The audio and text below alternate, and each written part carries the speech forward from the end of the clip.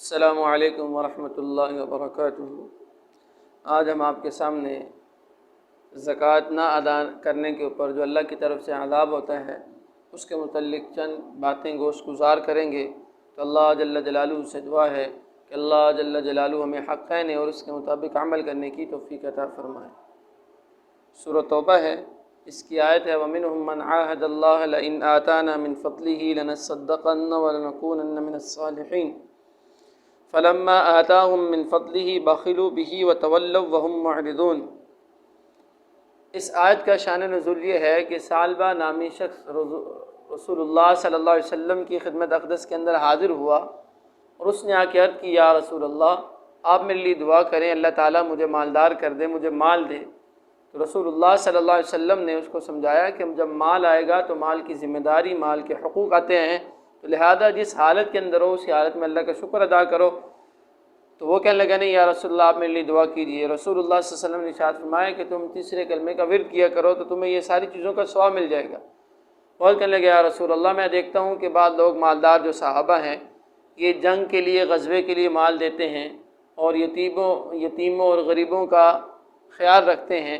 اور یہ ہر رفائی کام کے اندر آگے ہوتے ہیں، میرا دل کہتا ہے میں بھی ایسا کروں۔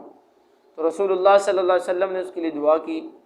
جب دعا کی تو اللہ تعالیٰ نے ایک سال کے اندر اتنی زیادہ برکت دی، اس کے پاس بکریاں تھیں اور اتنی زیادہ بکریاں ہو گئیں کہ مدینہ کے اندر اس کی ریوڑ مشہور ہو گیا۔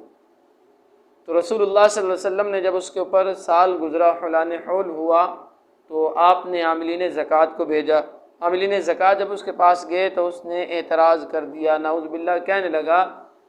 کہ تم لوگ اسی انتظار میں تھے کہ میری جب بکریاں بڑھیں گی تو تم ٹیکس لینے کے لیے آ جاؤ گے۔ وہ واپس آ گئے اور ابھی واپس پہنچے نہیں تھے رسول اللہ صلی اللہ علیہ وسلم کی بارگاہ کے اندر، تو یہ آیات نازل ہو چکی تھی۔ اس کا مفہوم یہ ہے کہ وَمِنْهُمْ مَنْ عَاهَدَ اللَّهَ، کہ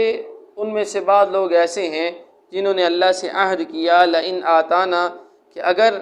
اللہ ہمیں عطا کرے، من فضلہ، اپنے فضل سے، یعنی مالداری ہمیں عطا کرے، لَنَصَّدَّقَنَّ، ایک تو ہم صدقہ کریں گے، اس میں فرائض بھی آ جاتے ہیں، واجبات بھی صدقہ آ جاتا ہے، وَلَنَكُونَنَّ مِنَ الصَّالِحِينَ، اور ہم نیک لوگوں میں ہو جائیں گے۔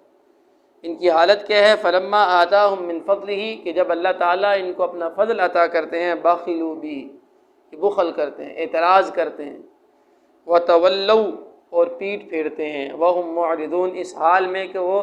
اعراض کرنے والے ہوتے ہیں، پیٹ پھیرنے والے ہوتے ہیں۔ تو اسی کو رسول اللہ صلی اللہ علیہ وسلم نے حدیث کے اندر ارشاد فرمایا کہ من آتاہ اللہ مالا، جس کو اللہ مال عطا کرے، فلم یؤدی زکاتہ، وہ اس کی زکوٰۃ نہ دے، مثل لہ یوم القیامت شجاعا اقرع، کہ اس کا جو مال ہوگا اس کو گنجے سانپ کی شکل کے اندر اس کے اوپر مسلط کر دیا جائے گا۔ حدیث کے الفاظ ہیں کہ وہ کہے گا گنجا سانپ انا مالک انا کنزک، میں تیرا مال ہوں، میں تیرا خزانہ ہوں۔ اور اسی بات کو اللہ تعالیٰ نے، اور اس کو توق بنا کے اس کے گلے کے اندر ڈال دیا جائے گا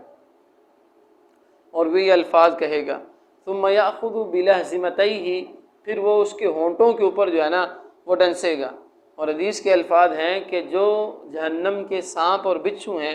فرمایا بچھو کی جو مقدار ہے وہ خچر جتنا ہوگا اور جو سانپ ہوگا اس کی مقدار اونٹ جتنی ہوگی۔ جب اس کے گلے کے اندر توق ڈالا جائے گا، اور سب سے نرم و نازم جسم اور چہرہ ہوتا ہے، اور چہرے کا بھی جو خاص نرم ہے وہ ہونٹ ہوتے ہیں، اس کے اوپر وہ ڈنسے گا۔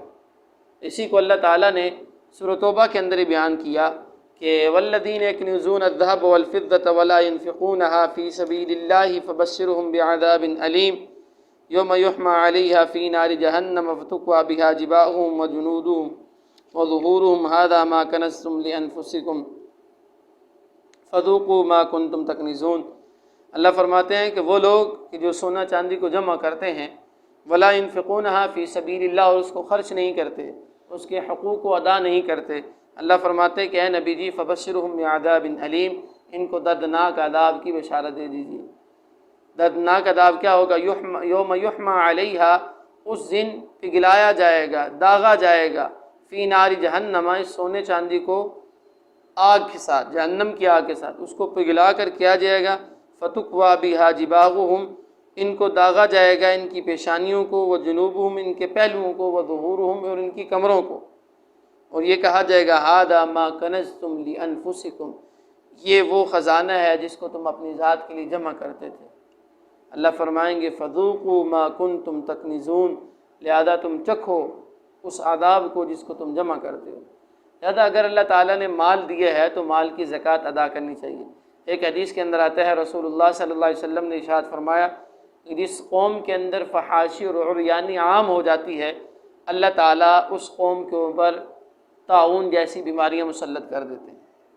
اور جس قوم کے اندر زکوٰۃ وغیرہ نہیں دی جاتی، اللہ تعالیٰ اس قوم کو قحط سالی کے اندر مبتلا کر دیتے ہیں۔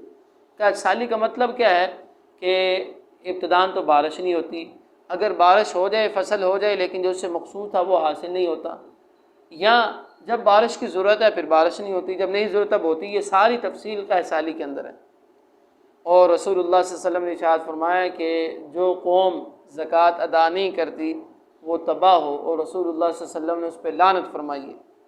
لعن اللہ مانع الزکاۃ، یہ 8 بندوں پہ لعنت فرمائی، اس میں سود کھانے والا، سود کھلانے والا، گواہ بننے والا، اس کے اندر ایک یہ بھی ہے جو زکوٰۃ کو نہیں ادا کرتا۔ تو اللہ تعالیٰ سے دعا ہے کہ اگر اللہ تعالیٰ نے ہمیں مال دیا ہے تو اس کے حقوق کو ادا کرنے کی توفیق عطا فرمائے۔ وآخر دعوانا ان الحمد للہ رب العالمین۔